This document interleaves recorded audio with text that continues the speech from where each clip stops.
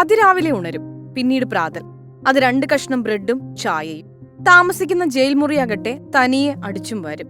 സെല്ലിനോട് ചേർന്നുള്ള ഏരിയയിൽ ഇരുന്ന് TV കാണും, പിന്നീട് യോഗ, ശേഷം കുറച്ചുനേരം നടക്കും. TV ഇരുന്ന് കാണാനുള്ള സൗകര്യമില്ലാത്തതിനാൽ നിന്നാണ് ചാനലുകൾ മാറി മാറി നോക്കുന്നത്. ചിലപ്പോൾ കട്ടിലിൽ തന്നെ ഇരുന്ന് ചുറ്റുപാടുകൾ വീക്ഷിക്കും, അല്ലെങ്കിൽ പുസ്തകം വായിക്കും. കേജ്രിവാളിന്റെ തീഹാർ ജയിൽവാസത്തെക്കുറിച്ചാണ് പറഞ്ഞു വരുന്നത്. രാമായണം, മഹാഭാരതം, ഭഗവത്ഗീത, നീരജ ചൗധരി രചിച്ച ഹൗ പ്രൈം മിനിസ്റ്റേഴ്സ് ഡിസൈഡ് എന്നീ പുസ്തകങ്ങളും ഒരു ലോക്കറ്റും സെല്ലിലേക്ക് കൊണ്ടുവരാൻ അരവിന്ദ് കെജ്രിവാളിന് അനുവാദമുണ്ടായിരുന്നു. വീട്ടിൽ നിന്നുള്ള ഭക്ഷണവും അനുവദനീയമാണ്. പക്ഷെ ഇപ്പോഴും അദ്ദേഹം ഒരു ആശയക്കുഴപ്പത്തിലാണെന്ന് വേണം പറയാൻ. ജയിലുമായി പൊരുത്തപ്പെടാൻ അദ്ദേഹം ശ്രമിക്കുന്നുണ്ട്. തീഹാറിലെ ജയിൽ നമ്പർ 2-ലെ 4-ാം വാർഡിലാണ് കേജ്രിവാൾ കഴിയുന്നതെന്നാണ് ജയിൽ അധികൃതരെ ഉദ്ധരിച്ച ദി പ്രിന്റ് റിപ്പോർട്ട് ചെയ്തിട്ടുള്ളത്.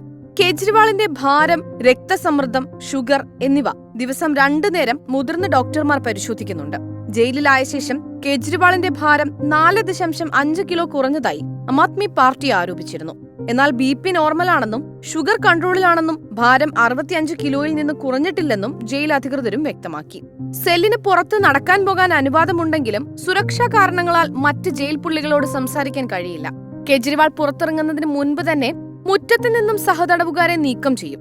4 സുരക്ഷാ ഉദ്യോഗസ്ഥർ എപ്പോഴും കേജ്രിവാളിനൊപ്പം ഉണ്ടാവുകയും ചെയ്യും. സുരക്ഷാ ഉദ്യോഗസ്ഥരും കേജ്രിവാളും തമ്മിൽ അടുപ്പമുണ്ടാകാതിരിക്കാൻ റൊട്ടേഷൻ അടിസ്ഥാനത്തിനാണ് ഇവരെ വിന്യസിക്കുന്നത്. അരവിന്ദ് കെജ്രിവാൾ ഡൽഹി മുഖ്യമന്ത്രി സ്ഥാനം ഒഴിഞ്ഞിട്ടില്ല.